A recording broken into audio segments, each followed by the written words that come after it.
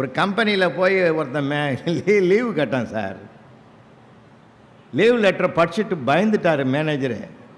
என்னடா இப்படி எழுதிக்கிற? அவன் எழுதிக்கிறான், ரஷ்யாவுக்கும் உக்ரைனுக்கும் சண்டை நடக்கிறதுனால எனக்கு 4 நாள் லீவு வேணும்னு எழுதிக்கிறான். மிரண்டு போனார் மேனேஜரு. அதுக்கு அந்த சண்டைக்கும் உனக்கு லீவுக்கு என்ன பிரச்சனை?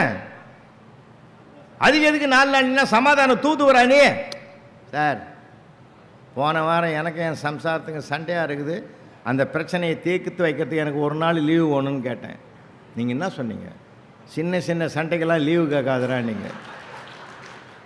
இப்போ பெரிய சண்டை நடந்துக்குது, நான் லீவு கேட்கணும். நிர்வாகமும் நல்லா நடக்கணும், வீடும் நல்லா நடக்கணும், மகிழ்ச்சியாக இருப்போம் சார். அன்பாக சொல்லுங்களேன். ஏன்? ஒரு கையில் அதிகாரம் இருக்கிறது, ஒரு கையில் அன்பு இருக்குது. அதிகாரத்தை கீழே இறக்கி அன்பை மட்டும் கையில் எடுத்து ஆட்சியை செலுத்தினோம் என்றால், ஆளுமையை செலுத்தினோம் என்றால் எல்லா இடங்களும் நமக்கு நண்பர்கள், உறவுகளாக மாறுவார்கள்.